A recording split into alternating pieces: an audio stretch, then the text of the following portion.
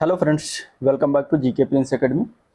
आज के इस वीडियो में हम बात करेंगे प्रैक्टिस नंबर तीसरा, जो कि होगा जूनियर असिस्टेंट मेंस एग्जाम्स के लिए। ठीक है, तो चलिए शुरुआत करते हैं। इसके पहले दो प्रैक्टिस सेट हो चुका है, और अगर हम बात करें तो ये पूरा फुल प्रैक्टिस सेट है, यानी कि 100 क्वेश्चन एग्जाम में आने हैं, तो 100 क्वेश्चन पूरा इसमें जो है हम देखेंगे। ठीक है, इसके पहले अगर दो प्रैक्टिस सेट जो हुआ है आप लोगों ने नहीं देखा है तो चैनल पे तर जाइए, वहाँ पर आपको मिल जाएगा, वहाँ से आप देख सकते हैं, या फिर लिंक इसका डिस्क्रिप्शन बॉक्स में दे दूंगा, वहाँ से आप उसको जो है देख सकते हैं। ठीक है, तो चलिए शुरुआत करते हैं। स्टार्ट करने से पहले अगर आप लोग चैनल पर नए हैं और अभी तक सब्सक्राइब नहीं किया तो चैनल को सब्सक्राइब और वीडियो को लाइक और शेयर करना मत भूलिएगा। सबसे पहले हम हिंदी के 30 क्वेश्चन देखेंगे, फिर इसके बाद रीजनिंग, फिर जीएस, फिर कंप्यूटर, फिर सबसे लास्ट में हम जो है उत्तर प्रदेश स्पेशल 20 क्वेश्चन देखने वाले हैं, इसलिए वीडियो के एंड तक जो है बने रहिएगा। ठीक है, चलिए पहला क्वेश्चन लेते हैं। कुछ इस तरीके से दिया गया है। पहला क्वेश्चन है, आधुनिक भारतीय भाषाओं का विकास किससे हुआ है। ठीक है, जो आधुनिक भारतीय भाषाएं हैं उनका विकास किससे हुआ है। अपभ्रंश से हुआ है, अवधि से हुआ है, खड़ी बोली से हुआ, या फिर ब्रज भाषा से हुआ। ये क्वेश्चन दिया गया है, इसका आंसर बताना है। तो जो आधुनिक भारतीय जो आर्य भाषा हैं उनके उदय के अगर हम पहले देखें तो आर्य भाषा का जो है अपभ्रंश रूप जो है विद्यमान था। अपभ्रंश भाषा से ही आधुनिक आर्य भाषा का विकास होता है। तो यहाँ पर आंसर जो होगा वो ये पार्ट करेक्ट है, अपभ्रंश इसमें सही हो जाएगा। ठीक है, अगला प्रश्न है, देवनागरी लिपि में स्वर वर्णों की संख्या कितनी है। ठीक है, देवनागरी लिपि में स्वरों की संख्या कितनी है। तो स्वरों की संख्या टोटल कितनी है, 11 है। आंसर ए पार्ट करेक्ट है। 11 कौन कौन से हैं, तो छोटा आ, बड़ा आ, छोटी ई, ठीक है, बड़ी ई, छोटा ऊ, बड़ा ऊ, इसके बाद री है, फिर ए, आए, ओ, आओ। ठीक है, ये हैं जो हैं देवनागरी के हिसाब से स्वर। अगला प्रश्न देखते हैं। अगला प्रश्न है, जहाँ शब्दों शब्दांशों या वाक्यांशों की आवृत्ति हो किंतु उनके अर्थ भिन्न हो, वहाँ निम्न अलंकार होता है। कौन सा अलंकार होता है। जहाँ शब्द या शब्दांश या वाक्यांश की आवृत्ति मतलब पुनरावृत्ति, यानी कि बार बार आए, एक से अधिक बार आए, किंतु उनके अलग अलग अर्थ हों, तो वहाँ पे कौन सा अलंकार होता है। ठीक है, ये किस अलंकार की परिभाषा किया गया है। तो जहाँ शब्द एक से अधिक बार आए और उनके अलग अलग अर्थ हो, वहाँ पे कौन सा अलंकार होता है, तो वहाँ पे होता है यमक अलंकार। ठीक है, कनक कनक के सगुनी आपने उदाहरण सुना होगा, तो वहाँ पे कनक जो 2 बार आया है उनका अलग अलग अर्थ होता है। तो आंसर सी ऑप्शन इसका करेक्ट है। अगला प्रश्न है, पीपर पात सरिस मंडोला, इसमें पीपर पात उपमा अलंकार का कौन सा अंग है। ठीक है, इसमें उपमा अलंकार तो है ही है, अब इसमें कौन सा अंग है ये बताना है। तो देखिए, उपमा अलंकार के 4 अंग होते हैं। कितने अंग होते हैं, पहले तो ये जानिए 4 अंग होते हैं कौन कौन से। तो उपमेय होता है पहला, दूसरा है उपमान, ठीक है, तीसरा इसमें आता है वाचक, और चौथा आता है इसमें साधारण धर्म। ये 4 अंग होते हैं उपमा अलंकार के, तो इसको जानिए। अब इसमें से जो पूछा गया है कि पीपर पात जो दिया गया है ये उपमा अलंकार के किस प्रकार मतलब कौन से अंग का प्रकार है ये बताना। तो यहाँ पे अगर हम आंसर की बात करेंगे तो ये उपमान है, आंसर डी पार्ट हो जाएगा। ठीक है, क्योंकि उपमेय क्या होता है, उपमेय होता है जिसकी उपमा दी जाए, अर्थात इसमें अगर हम देखेंगे तो किसकी उपमा दी जा रही है, तो यहाँ पे मन की उपमा दी जा रही है। ठीक है, पीपर पात सरिस मंडोला, तो उपमा अगर हम देखा जाए जिसकी उपमा दी जाए तो यहाँ पे मन की उपमा दी जा रही है। और उपमान होता है जिससे उपमा दी जाए, यानी कि जिससे उपमा दिया जाए। तो मन का जो है किससे यहाँ पे कंपेयर किया जा रहा है, तो यहाँ पीपर पात से हो जाएगा। ठीक है, पीपर पात मतलब पीपल का पेड़ जो है, पात में पत्ता हो, तो उसके पत्ते से जो है उसकी क्या किया जा रहा है, उसका जो है मतलब कह सकते हैं कि कंपेयर किया जा रहा है। ठीक है, पीपर पात, तो जिससे उपमा दी जाए वो हो जाता है उपमान। तो पीपर पात से जो है उपमा दिया जा रहा है, तो यहाँ उपमान हो जाएगा पीपर पात। ठीक है, इसके बाद वाचक आता है। वाचक की अगर हम बात करेंगे तो जिस शब्द से उपमा प्रकट की जाए, जिस शब्द से उपमा प्रकट की जाए उसे हम कहते हैं वाचक। तो यहाँ पे उपमा जो प्रकट किया जा रहा है वो सरिस से प्रकट किया जा रहा है। ठीक है, सरिस, तो यहाँ सरिस क्या हो जाएगा, वाचक हो जाएगा। इसके बाद साधारण धर्म, जिस गुण आदि को लेकर उपमा दी जाए। ठीक है, जो कोई गुण, जैसे पीपर के पत्ते के समान मन क्या करता है, तो यहाँ पे मन डोलता है, तो ये हो जाएगा साधारण धर्म। ठीक है, डोला, डोला क्या हो जाएगा, साधारण धर्म हो जाएगा। तो इस तरीके से उपमा अलंकार के अलग अलग अंग होते हैं 4, और चारों आपको जानना जरूरी है क्योंकि इस तरीके से क्वेश्चन बन सकता है। ठीक है, चलिए अगला प्रश्न। मृगनयन शब्द में कौन सा समास है ये बताना है। मृगनयन, अगर हम मृगनयन की बात करें तो इसका अगर हम विग्रह करते हैं तो मृग के सदृश नयन। ठीक है, मृग मतलब, ठीक है, मृग, मृग के सदृश नयन है। मृग मतलब हिरण होता है और उसके समान नयन मतलब आंख। तो इसमें कौन सा हो जाएगा, तो इसमें हो जाएगा कर्मधारय समास। कर्मधारय समास में क्या होता है, सामान्यतः एक पद विशेषण होता है और दूसरा पद क्या होता है, विशेष होता है। तो यहाँ पे हो जाएगा कर्मधारय समास। ठीक है, आना जाना में अपेक्षित विराम चिन्ह कौन सा लगेगा, तो आना जाना में विराम चिन्ह जो लगेगा वो होगा योजक चिन्ह। ठीक है, योजक चिन्ह, ऐसे बीच में जो डंडी पड़ी होती है इसको हम कहते हैं योजक चिन्ह। तो योजक चिन्ह लगता है यहाँ पे। स्वोद्देश शब्द का सही संधि विच्छेद कौन सा है, इसमें से बताना है। तो स्वोद्देश का संधि विच्छेद अगर हम करते हैं तो सा प्लस उद्देश्य आता है, जो कि आपका दिया गया है डी ऑप्शन में, और यही हो जाएगा आंसर इसका। ये किस प्रकार का संधि है, तो ये गुण स्वर संधि है, गुण स्वर संधि का उदाहरण है। ठीक है, अगला प्रश्न देखते हैं। तो पत्र के संबंध में निम्नलिखित में से किसको अभिवादन कहते हैं। पिता पुत्र, शुभाशीष, प्रिय पुत्र, आपका स्नेहाकांक्षी। यहाँ पे अभिवादन किसको कहा जाएगा पत्र के संबंध में। ठीक है, तो पत्र लेखन में अगर हम देखें तो जो अभिवादन होता है शुभाशीष से करते हैं, तो यहाँ इसका प्रयोग किया जाता है। तो बी ऑप्शन करेक्ट हो जाएगा। को से किस कारक चिन्ह का बोध होता है, अगले प्रश्न बताना है। तो को जो होता है जैसे कर्ता का क्या होता है, कर्ता का होता है कर्ता ने। ठीक है, ने होता है कर्म को, तो को जो होता है वो कर्म कारक का पद चिन्ह होता है। तो यहाँ पे आंसर ए पार्ट करेक्ट हो जाएगा। ठीक है, कर्म कारक। संप्रदान का चिन्ह जो होता है वो को, के, लिए, हेत, ये सब होता है।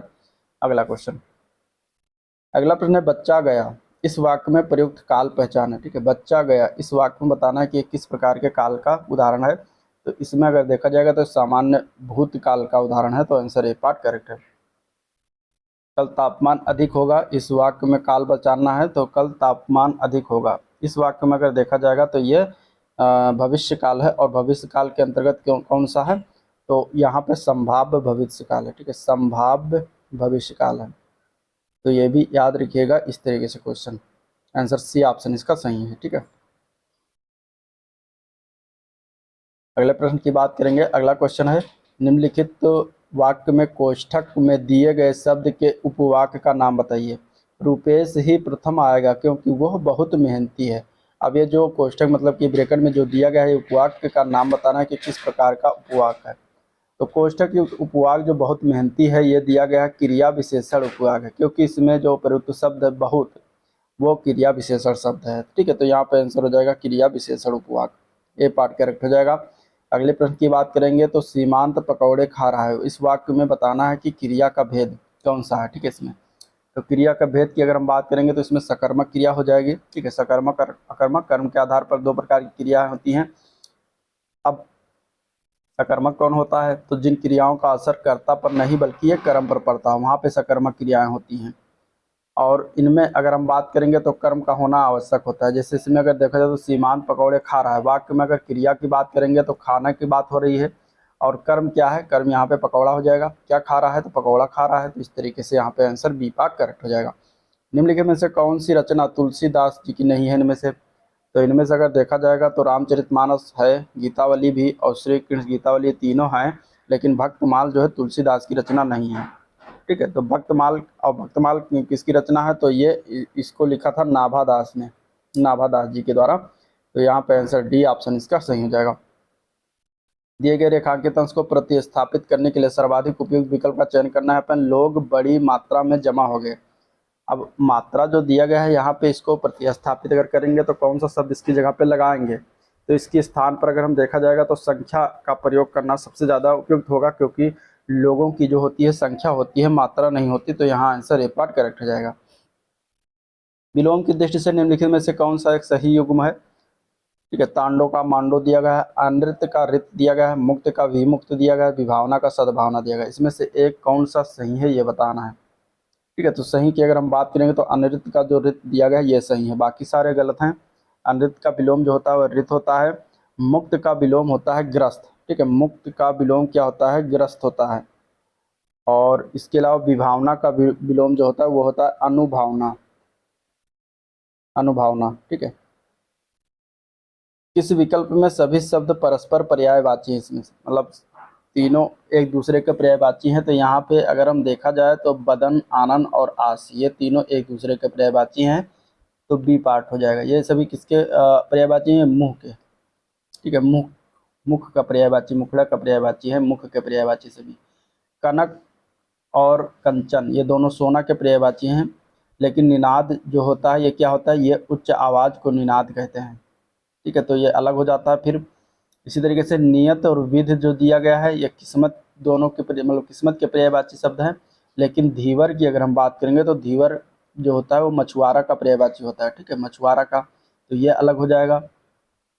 आशुग और तीर जो दिया गया है ये बाण के पर्यायवाची होते हैं, लेकिन प्राज्ञता जो दिया गया है ये मेधा का पर्यायवाची है, तो ये भी अलग है। तो आंसर इसमें बी ऑप्शन करेक्ट है।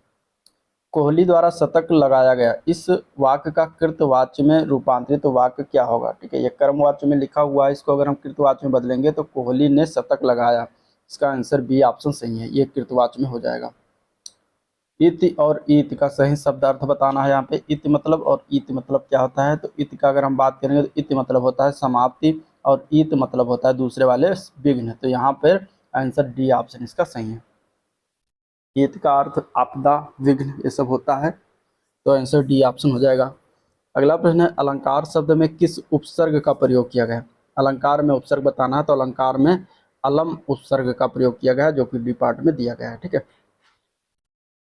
संज्ञा से विशेषण के लिए इनमें से कौन सा सही है? भय से भयालु, भय से भयातुर, भय से भयानक, भय से भवी, तो इसमें से विशेषण जब बताएंगे भय का तो भयानक बनेगा, तो आंसर सी ऑप्शन इसका सही हो जाएगा। अगला प्रश्न देखते हैं, तो लिप चिन्हों के क्रमबद्ध समूह को क्या कहा जाता है? तो लिप चिन्हों के क्रमबद्ध समूह को वर्णमाला कहते हैं, आंसर डी ऑप्शन करेक्ट है। वर्ण जो होता है वो भाषा की सबसे छोटी इकाई होती है, और वर्णों के समूह को या समुदाय को वर्णमाला कहा जाता है। हिंदी की मूर्धन्य ध्वनियाँ कौन कौन सी हैं? तो मूर्धन्य ध्वनियाँ के अंतर्गत कौन कौन सी आती हैं? तो टा, ठा, डा, ढा, ये तीनों चारों आती हैं मूर्धन्य ध्वनियों के अंतर्गत, तो बी ऑप्शन करेक्ट हो जाएगा। कौन सा वर्ण अघोष है? अगले क्वेश्चन में बताना अघोष वर्ण कौन सा है इनमें से, ठीक है। देखिए अघोष वर्ण की अगर हम बात करेंगे तो अघोष किसको कहते हैं? तो जिन ध्वनियों के उच्चारण में वायु जो होती है, हवा, वो गले से निकलने पर स्वर तंत्रियों में कंपन नहीं होता, उन्हें अघोष कहा जाता है। व्यंजन वर्ग में अगर देखा जाए तो पहला और दूसरा व्यंजन जो होता है वो अघोष कहा जाता है। जैसे कि का वर्ग में अगर देखेंगे तो का, खा, दो जो वर्ण है ये क्या हो जाएगा? ये अघोष में आएंगे।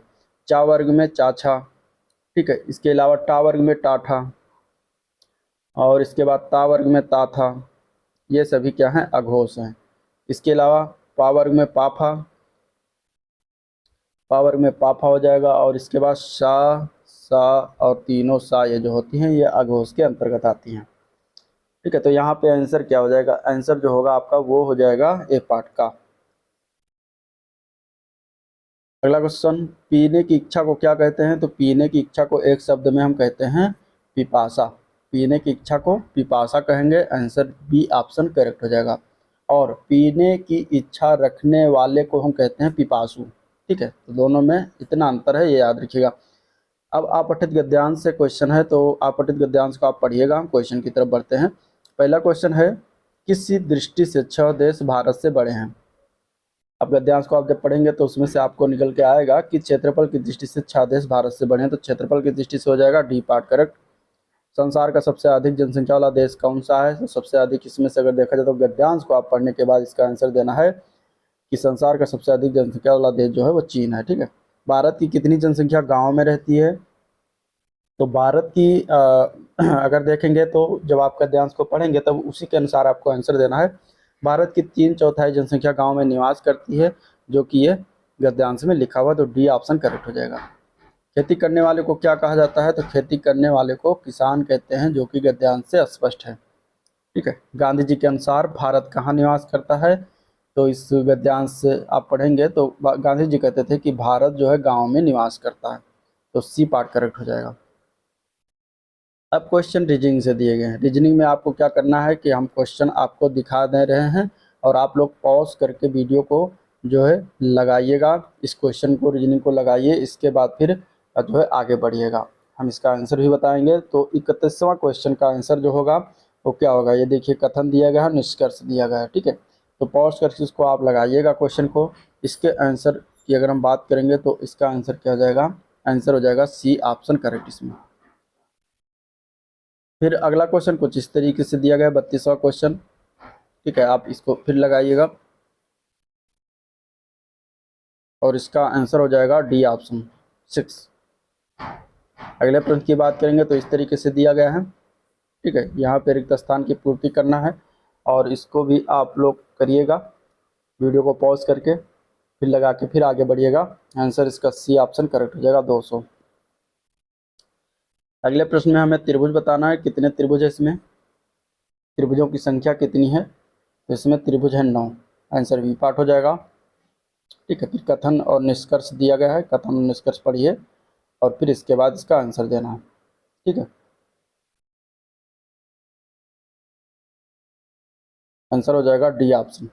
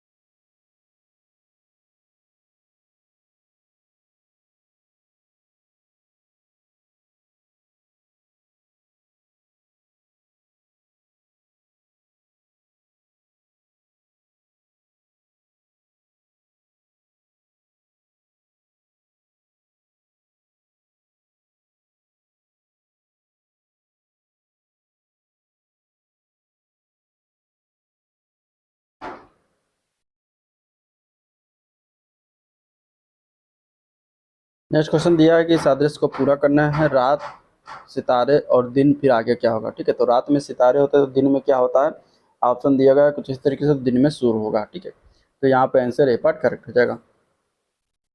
अब जीएस की क्वेश्चन की तरफ बढ़ेंगे। जीएस के क्वेश्चन का पहले क्वेश्चन देखते हैं। तो भारत में स्थित किस शहर को विश्व का सबसे पुराना शहर माना जाता है इनमें से, कुशीनगर, वाराणसी, आगरा या फिर सारनाथ। तो सबसे पुराना शहर अगर हम देखेंगे हिंदू पौराणिक कथा के अनुसार तो वाराणसी जो काशी है, काशी नाम था, विश्व का प्राचीनतम शहर माना जाता है। तो यहाँ पे आंसर बी ऑप्शन करेक्ट हो जाएगा।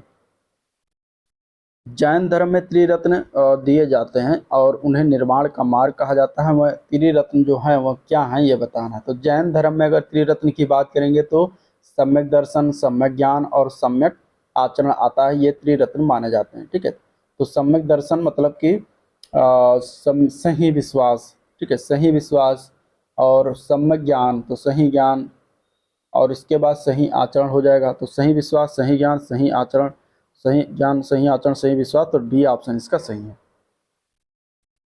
नेक्स्ट क्वेश्चन है विशाख दत्त द्वारा मुद्रा राक्षस कौन सी भाषा में लिखी गई है। तो विशाख दत्त द्वारा रचित मुद्रा राक्षस जो है ये संस्कृत भाषा में लिखा गया एक नाटक है। आंसर सी ऑप्शन इसका सही है, ठीक है।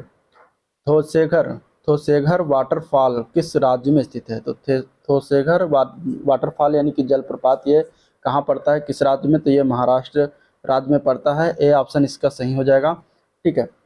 सतारा जिले में महाराष्ट्र राज्य में पड़ता है, जो कि यह भीमा और कृष्णा नदी घाटी के बीच में स्थित है, ठीक है। अगला प्रश्न है कि निम्नलिखित में से कौन सी घाटी हिमालय पर्वत श्रृंखला में स्थित नहीं है इनमें से। तो हिमालय पर्वत श्रृंखला में अगर हम इसमें से देखते हैं तो अराकू घाटी जो आती है ये हिमालय में नहीं स्थित है, और यह भारत के आंध्र प्रदेश राज्य में विशाखापत्तनम जिले में स्थित एक हिल स्टेशन है, ठीक है। और इसे आंध्र प्रदेश का ऊटी के नाम से भी जानते हैं।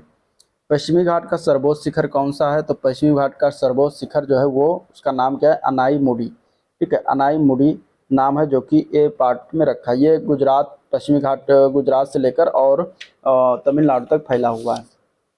तो अनाईमुड़ी हो जाएगा इसका आंसर। अगला प्रश्न देखते हैं, भारत में निम्नलिखित में से किस बैंक ने सर्वप्रथम इंटरनेट बैंकिंग सेवाओं की पेशकश किया था? तो ये किया गया था आईसीआईसीआई बैंक के द्वारा। तो आंसर सी ऑप्शन हो जाएगा। कब पेश किया गया था? तो 1998 में। ठीक है, 1998 में सर्वप्रथम इंटरनेट बैंकिंग सेवाओं को जो है पेश किया गया था। तो आंसर हो जाएगा सी ऑप्शन करेक्ट। भारत में सार्वजनिक क्षेत्र के बैंकों में सबसे बड़ा बैंक कौन सा है? तो भारत में सार्वजनिक क्षेत्र के बैंकों में सबसे बड़ा बैंक जो है वो है State Bank of India. C part इसका सही हो जाएगा। सी ऑप्शन सही है। ठीक है, अगला प्रश्न देखते हैं। तो नाबार्ड का फुल फॉर्म पूछा गया है। ठीक है, तो नाबार्ड का फुल फॉर्म होता है national bank for agriculture and rural development. ठीक है, national bank for agriculture and rural development. तो आंसर बी ऑप्शन हो जाएगा। ये याद रखिएगा, ये स्टेब्लिश कब हुआ? तो 12 जुलाई 1982 को इसकी स्थापना किया गया था। ठीक है, और वो समिति कौन सी थी जिसकी सिफारिश के आधार पर किया गया था? तो उस समिति का नाम था शिवरामन समिति। ये भी याद रखिएगा, शिवरामन समिति की सिफारिश पर जो है किया गया था। ठीक है, इसका हेडक्वार्टर कहाँ पर स्थित है, मतलब कहाँ पर स्थित है? तो ये मुंबई महाराष्ट्र में स्थित है। आंसर इसका क्या हो जाएगा? आंसर इसका बी ऑप्शन करेक्ट हो जाएगा। नेक्स्ट क्वेश्चन देखते हैं, कौन सा मौलिक अधिकार अल्पसंख्यकों के हितों की संरक्षण की बात करता है इसमें से? तो मूल अधिकार जो दिया गया है भारत के संविधान में भाग 3 में दिया गया है। ठीक है, भाग 3 में अनुच्छेद 12 से लेकर अनुच्छेद 35 तक इसका वर्णन किया गया है। टोटल 6 मूल अधिकार हैं, और इसमें अगर देखा जाए तो संस्कृत और शिक्षा संबंधी जो अधिकार है अनुच्छेद 29 और 30, इसके तहत जो है अल्पसंख्यकों के हितों का संरक्षण का प्रावधान है। तो सांस्कृतिक और शैक्षिक अधिकार हो जाएगा, और ये किस अनुच्छेद में है? तो 29-30 में आता है। राष्ट्रपति द्वारा राज्यसभा में कितने सदस्यों को नामित किया जा सकता है? तो इसका आंसर क्या हो जाएगा?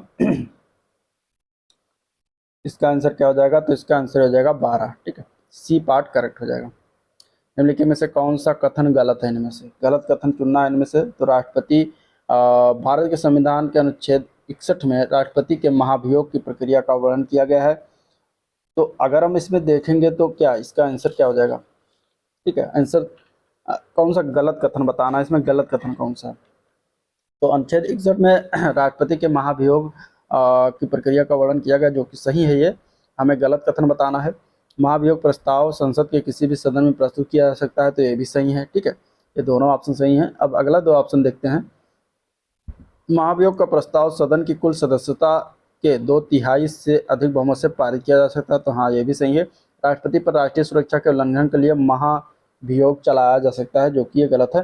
डी ऑप्शन इसका गलत सही हो जाएगा। ठीक है, हमें गलत ऑप्शन बताना था। अगला प्रश्न, किसी वस्तु का भार उस समय न्यूनतम होता है जब उसे रखा जाए, कहाँ पर रखा जाए? उत्तरी ध्रुव पर रखा जाए, दक्षिणी ध्रुव पर रखा जाए, विषुवत रेखा पर रखा जाए, पृथ्वी के केंद्र पर रखा जाए।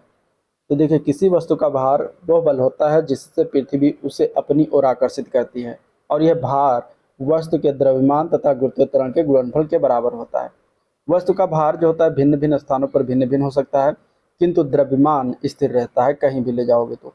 किसी वस्तु का भार जो होता है विषुवत रेखा पर न्यूनतम होता है, और ध्रुवों पर जो है सबसे अधिक होता है। ठीक है,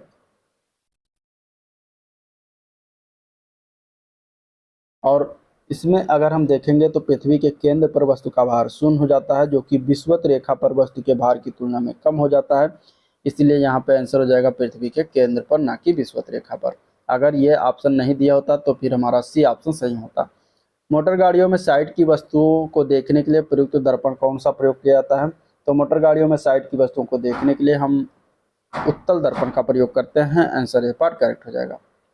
रेटिना पर नेत्र द्वारा निर्मित प्रतिबिंब जो होता है वो किस प्रकार बनता है? तो रेटिना पर जो है प्रतिबिंब जो बनता है वो वास्तविक होता है, उल्टा होता है और छोटा होता है। वास्तविक, उल्टा और छोटा बनता है। तो ए पार्ट करेक्ट हो जाएगा। अगला प्रश्न है, सितंबर 2023 में भारत में संपन्न G20 शिखर सम्मेलन की थीम क्या थी? ठीक है, तो जो नई दिल्ली में संपन्न हुआ था G20 शिखर सम्मेलन, उसकी थीम रखी गई थी वसुधैव कुटुंबकम, one earth one family one future. तो आंसर बी ऑप्शन इसका सही है। अगला प्रश्न है, भारत का पहला वैदिक थीम पार्क कहाँ बनाया गया है? भारत का पहला वैदिक थीम वाला पार्क जो है ये नोएडा में बनाया गया है। तो आंसर हो जाएगा डी ऑप्शन नोएडा। वेद वन पार्क के रूप में से जाना जाता है, ये भी याद रखिएगा। जून 2023 में संपन्न प्रतिष्ठित टेनिस की ग्रैंड स्लैम प्रतियोगिता में फ्रेंच ओपन 2023 के पुरुष एकल का खिताब किसने जीता है? तो फ्रेंच ओपन 2023 का पुरुष एकल का खिताब सर्बिया के हैं नोवाक जोकोविच, इनके द्वारा जीता गया है, तो ए ऑप्शन करेक्ट हो जाएगा। इन्होंने कैस्पर रूड को, जो कि नॉर्वे के हैं, उनको पराजित किया था। और महिला एकल का खिताब जो है फ्रेंच ओपन का ईगा स्विटेक के द्वारा जीता गया, जो कि पोलैंड की हैं। ठीक है, अगला प्रश्न, पहला भारतीय वायुसेना विरासत केंद्र कहाँ स्थापित किया गया है? तो पहला भारतीय वायुसेना विरासत केंद्र जो है ये शुभारंभ किया गया, कहाँ पर? तो चंडीगढ़ में। आंसर हो जाएगा बी ऑप्शन चंडीगढ़। कौन सा राज्य जल बजट तैयार करने वाला देश का पहला राज्य बन गया है? तो केरल ऐसा पहला राज्य बन गया है जो जल बजट तैयार करने वाला प्रथम राज्य है, तो आंसर सी ऑप्शन इसका सही है। भारत ने सुपर कंप्यूटर परम का निर्माण, अब यहाँ से कंप्यूटर के क्वेश्चन शुरू होंगे। सुपर कंप्यूटर जो परम का निर्माण किया था, कहाँ पर किया गया था? तो ये पुणे स्थित है, CDAC centre for development of advance computing के द्वारा जो है परम नामक सुपर कंप्यूटर की श्रृंखला का विकास किया गया, तो पुणे इसका राइट आंसर हो जाएगा। निम्न में से कंप्यूटर की विशेषताएं क्या होती हैं? शुद्धता, गति, विश्वसनीयता, सभी। तो इसमें से अगर हम देखेंगे तो ये सभी जो होती हैं ये कंप्यूटर की विशेषताएं हैं, तो डी ऑप्शन इसमें करेक्ट है। सीपीयू का निष्पादन प्रायः किसमें किया जाता है? ठीक है, तो सीपीयू का कार्य जो कैपेसिटी होती है उसका मापन हम प्रायः मेगाहर्ट्ज या गीगाहर्ट्ज में करते हैं, तो यहाँ पे मेगाहर्ट्ज हो जाएगा, answer B option correct. Computer किस प्रकार की लैंग्वेज समझता है? तो कंप्यूटर जो होता है वो मशीन लैंग्वेज अर्थात 0 और 1 को ही समझता है, तो मशीनी लैंग्वेज हो जाएगा, मशीनी भाषा, सी ऑप्शन करेक्ट हो जाएगा। ग्रुपवेयर क्या होता है? ग्रुपवेयर एक प्रकार का सॉफ्टवेयर होता है। ठीक है, तो आंसर हो जाएगा डी ऑप्शन करेक्ट। अगला प्रश्न, लिनक्स एक प्रकार का ऑपरेटिंग सिस्टम है और लिनक्स किस प्रकार का ऑपरेटिंग सिस्टम होता है? तो लिनक्स जो होता है वो लिनक्स एक ओपन सोर्स ऑपरेटिंग सिस्टम होता है, तो डी ऑप्शन इसका सही है। ठीक है, निम्न में से कौन सा एक ऑपरेटिंग सिस्टम है इनमें से? तो इनमें से अगर देखा जाए तो यूनिक्स एक कंप्यूटर ऑपरेटिंग सिस्टम है, तो आंसर हो जाएगा ए पार्ट यूनिक्स, बाकी यार सारे ऑपरेटिंग सिस्टम नहीं है। ठीक है, निम्नलिखित में से कौन सी कंप्यूटर लैंग्वेज नहीं है इसमें से? फोर्ट्रान, पास्कल, कोबोल लैंग्वेज, इसमें से अगर देखा जाए अंग्रेजी भी दिया गया है, तो इसमें से अंग्रेजी जो होता है वो कंप्यूटर का लैंग्वेज नहीं होता। ठीक है, कंप्यूटर लैंग्वेज नहीं होती। अगला क्वेश्चन है, कौन सा केबल लाइट बीम के रूप में आंकड़ों को प्रसारित करता है? तो ये होता है फाइबर ऑप्टिक केबल, जो कि लाइट बीम के रूप में सिग्नल्स को जो है ट्रांसमिट करती है, तो आंसर क्या हो जाएगा इसका? B option correct. Television transmission निम्न में से किसका उदाहरण है? तो टेलीविज़न ट्रांसमिशन जो होता है ये सिंप्लेक्स कम्युनिकेशन का उदाहरण होता है, सिंप्लेक्स कम्युनिकेशन का उदाहरण होता है, आंसर हो जाएगा इसका ए ऑप्शन करेक्ट। अगला प्रश्न है, इंटरनेट पर एक सूचना स्थान है जहां दस्तावेज और अन्य संसाधन संग्रहित स्टोर्ड हैं, तो वह कौन सा चीज़ है जहां पर इंटरनेट पर एक सूचना स्थान होता है? ठीक है, तो ये होता है वर्ल्ड वाइड वेब, यानी WWW जिसको कहते हैं, तो ये जो होता है एक प्रकार का इंटरनेट पर एक सूचना स्थान होता है जहाँ पर डॉक्यूमेंट्स और अन्य जो संसाधन होते हैं वो स्टोर किए होते हैं। ठीक है, वेब पेज एक दूसरे से किस माध्यम से जुड़े हुए होते हैं? तो वेब पेज जो होते हैं एक दूसरे से हाइपर लिंक से जुड़े हुए होते हैं, तो सी ऑप्शन इसका करेक्ट हो जाएगा, हाइपर लिंक। ठीक है, हाइपर लिंक HTML टेक्स्ट का वो भाग होता है जिसमें किसी वेब पेज एड्रेस दिया होता है। इनमें से कौन सा पेज मार्जिन का एक प्रकार नहीं है? इनमें से तो पेज मार्जिन अगर हम देखेंगे तो डॉक्यूमेंट पेज के चारों तरफ बिना टाइप किया हुआ, बिना टाइप हुआ या खाली जगह को कहा जाता है। अब MS वर्ड में पेज सेटअप विकल्प के अंतर्गत आता है जिसमें 6 विकल्प मौजूद होते हैं, top, bottom, left, right, gutter position. तो इसमें अगर देखा जाए तो सेंटर जो होता है मध्य यानी तो ये नहीं होता, तो बी ऑप्शन करेक्ट हो जाएगा। ठीक है, MS वर्ड में सेलेक्ट किए गए शब्द को सब स्क्रिप्ट करने के लिए शॉर्टकट की क्या होती है? तो सब स्क्रिप्ट करने के लिए अगर हम देखा जाए तो शॉर्टकट की होती है कंट्रोल प्लस इक्वल होता है, तो आंसर ए पार्ट करेक्ट हो जाएगा। ठीक है,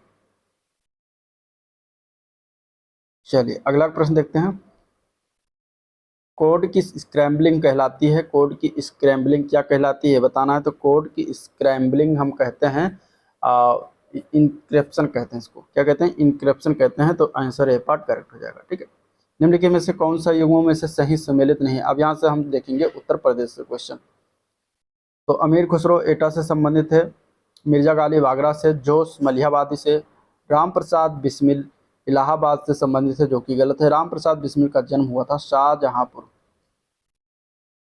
शाहजहांपुर, तो यहाँ पे आंसर हो जाएगा डी ऑप्शन। बाकी सारे सही है, डी ऑप्शन गलत था।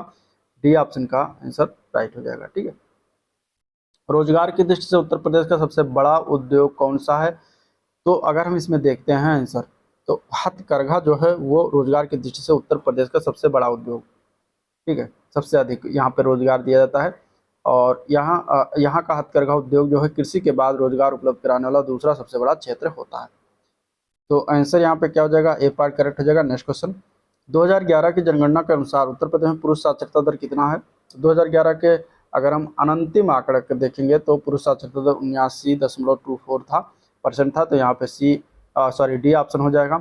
लेकिन अंतिम अगर आंकड़ा देखेंगे तो 77.3% के स्तर पर है। ठीक है। निम्नलिखित में से कौन सा एक सही सुमेलित नहीं है? इनमें से समस्तीपुर रायबरेली पश्चिम बिहार दिया गया, समस्तीपुर रायबरेली पश्चिम बिहार में है, मतलब समस्तीपुर पश्चिम बिहार रायबरेली में है। नवाबगंज पश्चिम बिहार दिया गया है इलाहाबाद, जो कि गलत है। नवाबगंज कहाँ पड़ता है? उन्नाव में। ये पश्चिम बिहार कहाँ पड़ता है? उन्नाव में। तो आंसर तो होगा आपका बी पार्ट। ठीक है। बखीरा संत कबीर नगर में पड़ता है, सांडी पश्चिम बिहार हरदोई में पड़ता है। निम्नलिखित में से किस दलहन फसल का क्षेत्रफल उत्तर प्रदेश में सर्वाधिक है? ठीक है, तो यहाँ पे अगर हम देखेंगे तो कौन सा दलहन फसल आता है सबसे ज़्यादा? तो आंसर हो जाएगा चना। चना यहाँ पे हो जाएगा, डी ऑप्शन करेक्ट हो जाएगा। ठीक है। रानी लक्ष्मीबाई बांध ये कहाँ पर अवस्थित है? तो रानी लक्ष्मीबाई बांध की अगर हम बात करेंगे तो ये बेतवा नदी पर स्थित है। ठीक है। बेतवा नदी पर ललितपुर जिले में राजघाट बांध के जलाशय को रानी लक्ष्मीबाई सागर के नाम से जानते हैं। तो ए पार्ट करेक्ट हो जाएगा। यमुना एक्सप्रेसवे कहाँ से कहाँ तक है? यमुना एक्सप्रेसवे, यमुना एक्सप्रेसवे की अगर हम बात करें तो ये ताज एक्सप्रेसवे के नाम से भी इसको हम जानते हैं। और ये इसकी लंबाई कितनी है? 165.5 किलोमीटर इसकी लंबाई है। और ये जो है उत्तर प्रदेश के दो शहर ग्रेटर नोएडा और आगरा को जोड़ता है। तो ग्रेटर नोएडा से आगरा तक इसका जो है लंबाई है। तो आंसर बी ऑप्शन इसका सही हो जाएगा। उत्तर प्रदेश के ब्रजमंडल का संबंध इनमें से किस लोक नृत्य से होता है? तो इनमें अगर देखे जाए चरकुला, चरकुला की अगर हम बात करें, चरकुला जो है ब्रजभूमि का लोक नृत्य है। यह नृत्य जो है रथ के पहिए पर घड़ा रखकर किया जाता है, इसे घड़ा नृत्य भी कहा जाता है। अगला प्रश्न है, निम्नलिखित में से कौन बनारस घराने से इसमें से संबंधित है? ठीक है, बेगम अख्तर, मोतीबाई, रसूलन बाई या फिर सिद्धेश्वरी देवी। तो रसूलन बाई, मोतीबाई और सिद्धेश्वरी देवी ये तीनों कहाँ से हैं? रसूलन बाई, मोतीबाई, सिद्धेश्वरी बनारस घराने से संबंधित। 2, 3, 4 आपका आंसर हो जाएगा, डी ऑप्शन करेक्ट। ठीक है। जबकि बेगम अख्तर कौन से घराने से संबंधित? तो बेगम अख्तर जो है पटियाला घराने से संबंधित है। तो आंसर हो जाएगा डी ऑप्शन। नेक्स्ट क्वेश्चन, अगले क्वेश्चन में हमें मिलान करना है। ठीक है, मेला दिया गया है और इसमें से आयोजन स्थल बताना है। बटेश्वर मेला, बटेश्वर मेला कहाँ लगता है? बटेश्वर मेला लगता है आगरा में। देवा मेला कहाँ लगता है? देवा शरीफ, ये बाराबंकी में। हरिदास जयंती कहाँ मनाई जाती है? वृंदावन में। और नौचंदी का मेला मेरठ में लगता है। तो इस तरीके से याद रखिएगा। नेक्स्ट क्वेश्चन, पंडित दीनदयाल उपाध्याय पशु चिकित्सा विज्ञान विश्वविद्यालय कहाँ पर अवस्थित है? तो ये स्थित है मथुरा जिले में। आंसर हो जाएगा इसका बी ऑप्शन सही। उत्तर प्रदेश शासन ने संगीत रत्न पुरस्कार किसकी स्मृति में, किसकी याद में जो है प्रारंभ किया था? तो ये 2006 में प्रारंभ किया गया था। और ये जो है शहनाई वादक थे उस्ताद बिस्मिल्लाह खां, उनकी याद में। तो आंसर सी ऑप्शन इसका सही हो जाएगा। इसमें 5 लाख रुपए पुरस्कृत किया जाता है। जुलाई 2023 में उत्तर प्रदेश के शहर में राष्ट्रीय शहीद स्मारक और राष्ट्रीय रेलवे सुरक्षा संग्रहालय का शुभारंभ किया गया। तो ये रेलवे सुरक्षा बल के महानिदेशक संजय चंदन ने 2023 में राष्ट्रीय शहीद स्मारक और राष्ट्रीय रेलवे सुरक्षा संग्रहालय का अनावरण जगजीवन आरपीएफ अकादमी लखनऊ में किया गया है। तो डी ऑप्शन सही हो जाएगा। उत्तर प्रदेश में पहले महिला विश्वविद्यालय की स्थापना कहाँ की जाएगी? तो उत्तर प्रदेश में पहले महिला विश्वविद्यालय की स्थापना गोरखपुर में किया जाएगा। आंसर हो जाएगा इसका सी ऑप्शन। ठीक है। वर्ष 2021 का गांधी शांति पुरस्कार किसे प्रदान किया गया? तो वर्ष 2021 का गांधी शांति पुरस्कार जो दिया गया था वो गीता प्रेस गोरखपुर को दिया गया था। तो बी ऑप्शन इसका सही हो जाएगा। अप्रैल 2023 में उत्तर प्रदेश किस शहर में राष्ट्रीय जलवायु सम्मेलन 2023 नेशनल क्लाइमेट कॉन्क्लेव का आयोजन किया गया? तो ये आयोजन जो हुआ है ये कहाँ पर हुआ है? तो ये लखनऊ में ही हुआ है। आंसर हो जाएगा बी ऑप्शन करेक्ट, लखनऊ। ठीक है। अगले क्वेश्चन में हमें मिलान करना है। संस्थान दिया गया और उसकी जो है स्थिति दी गई है, कहाँ पर स्थित है। खाद्य एवं अनुसंधान विश्लेषण केंद्र जो दिया गया है ये कहाँ पर है, तो ये जो है पड़ेगा आपका लखनऊ में। तो आंसर हो जाएगा पहला का तीसरा।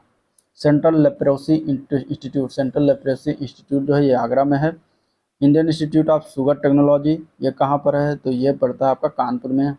ठीक है, सी का चौथा हो जाएगा। और बीबी गिरी नेशनल लेबर इंस्टीट्यूट ये नोएडा में है।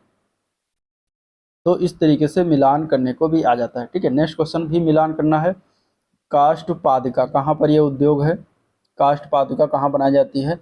काष्ठ पादुका जो होती है, मतलब लकड़ी की जो खड़ाऊँ जिसको कह सकते हैं, तो काष्ठ पादुका बनती है पीलीभीत में। ठीक है, इंडियन टेलीफोन इंडस्ट्रीज ये कहाँ पर स्थित है, तो ये रायबरेली में है। ट्रांसफार्मर फैक्ट्री ये कहाँ पर है, झांसी में। उर्वरक कारखाना फूलपुर में। अगला प्रश्न, लेखकों और उनकी कृतियों अथवा रचनाओं के संबंध में निम्नलिखित में से कौन सा जोड़ा गलत है। जयशंकर प्रसाद ने प्रेम पथिक लिखा हुआ है। ठीक है, सूरदास ने प्रिय प्रवास लिखा हुआ है जो कि गलत है।